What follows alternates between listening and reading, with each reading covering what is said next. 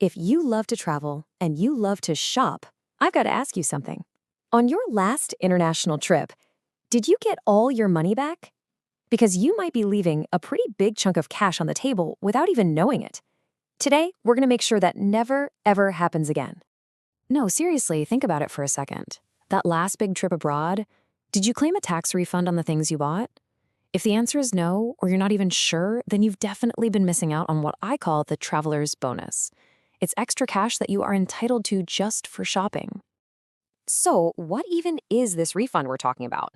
Well, in a lot of countries, the price you see on the tag has a tax already built into it. It's often called a VAT or a GST. But here's the secret. As a tourist, you usually don't have to pay it. A tax refund is simply the process of getting that money back in your pocket before you fly home. Right, so let's stop thinking of this as some complicated chore. Instead, think of it as your hidden travel bonus. It's a reward, really, for being a smart international shopper. And trust me, it's way easier to claim than you probably think. I totally get it. The idea of dealing with government forms and waiting in lines at the airport, it can seem like a huge hassle. But honestly, it is not as complicated as it sounds. We are going to break it all down into a super simple, step-by-step plan that turns all that confusion into cold, hard cash. So, where does this all kick off? You might think it's all about the airport on your way home, but actually, the real first step happens way earlier. It starts right there in the store. Being prepared from the second you pull out your wallet is absolutely key. So when you're out and about, keep your eyes peeled for signs in shop windows that say tax-free shopping. That is your green light. And when you go to pay, you have to remember to ask the cashier for the tax refund form. This is not automatic. They'll fill one out for you, probably from a company like Global Blue or Planet. That form, that is your golden ticket. And you know the best part? The paperwork is incredibly simple, as long as you're organized.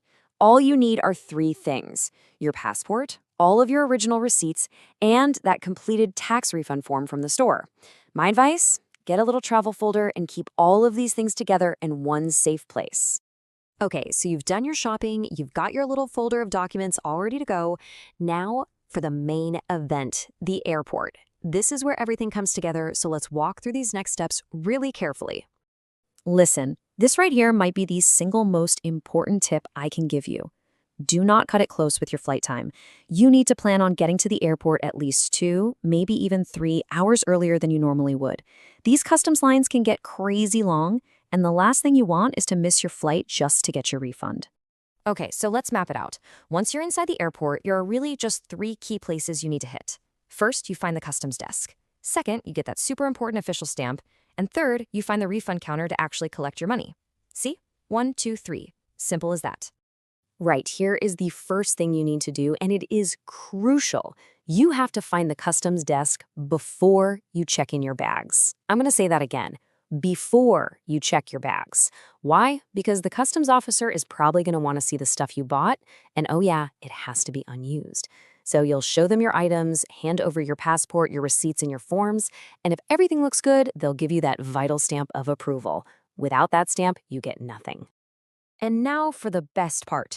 You've got the stamp, you've done the legwork, and it is time for the payoff. It's time to get your money. So at the refund counter, you're usually going to have 2 choices. You can get cash. Right then and there, it's instant, which is awesome, but they might take out higher service fees. The other option is to have it refunded back to your credit card. This way, you usually avoid currency exchange fees, but it can take a few weeks to actually show up on your statement. It's totally up to you. Oh, and here's a little modern twist to look out for. Some airports are making this whole thing even easier now with self-service kiosks. If you see one, it can be a way faster way to process your stamped forms and get that refund started. So definitely keep an eye out for those. Okay, so you have the basics completely down. Now, let's level up. Let's make sure you can navigate this system like a total pro. And more importantly, avoid some of the common mistakes that a lot of travelers make. These are the 3 big ones, the classic mistakes to avoid. Number 1, and I know I sound like a broken record, is packing your new stuff in your checked bag before you get that custom stamp. Don't do it. Number 2, forgetting to check if there's a minimum purchase amount. You don't want to buy something for $90 just to find out the minimum was $100. And finally, being surprised by service fees. Just know that the refund company takes a little cut. You won't get 100% of the tax back, and that's okay. You know, if you remember just one single thing from all this, please make it this. Every country has its own set of rules. The tax rate, the minimum you have to spend, the exact procedure, it all changes depending on where you are. A quick 5-minute Google search for the tax refund rules of your destination before you even fly will save you so much hassle.